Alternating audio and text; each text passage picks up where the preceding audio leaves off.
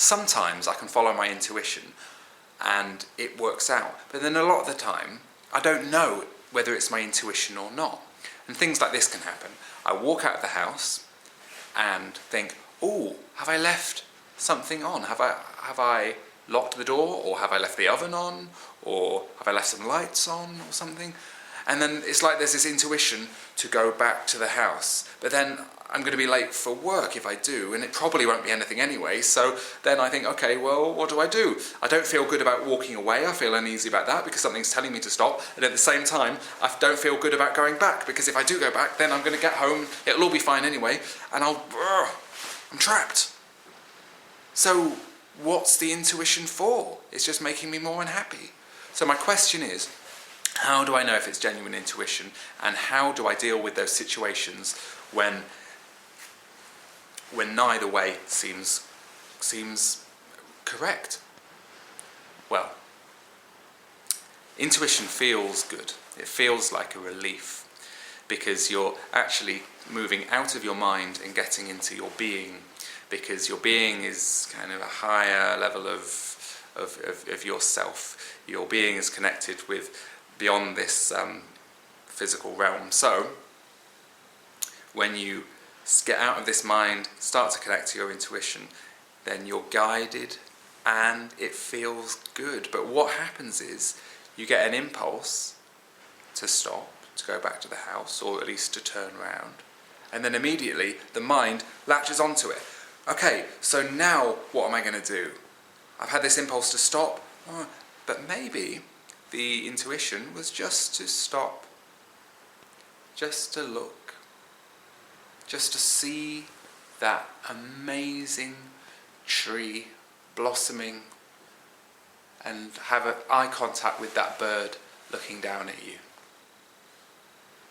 Maybe that's why you stopped. But you're not open to that moment because your mind has started to judge the intuition. But I can't go back. So it's just about mindfully listening to what is being given to us at any moment. And accepting. You're really accepting. But, what about when it's hard to accept? Like when I said I don't actually know why I've been given this intuition and I don't know what to do. Both ways seem bad. Well, you find a third way. Do something else. But even if you walk away with the uneasy feeling, this is important.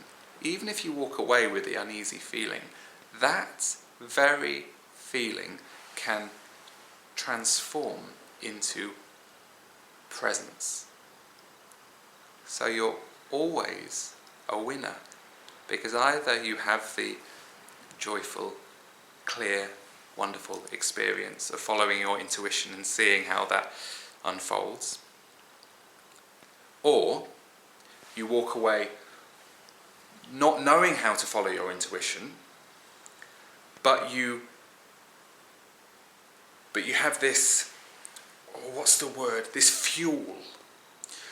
And I notice this when I get angry, that anger can actually be this wonderful energy if you accept it. And you can get so much done with anger. Not in a nasty, negative, I'm going to be horrible to people way, but just in a, I'm going to allow this in and I'm going to use this. And it's the same with this uneasy feeling. If you walk away with uneasiness but accept it, then you will raise to another level of alertness. So you're not sleepwalking through life. And maybe that was what the intuition was trying to get you to do all along. So you're not losing anything by not following the intuition. So that's a really good key.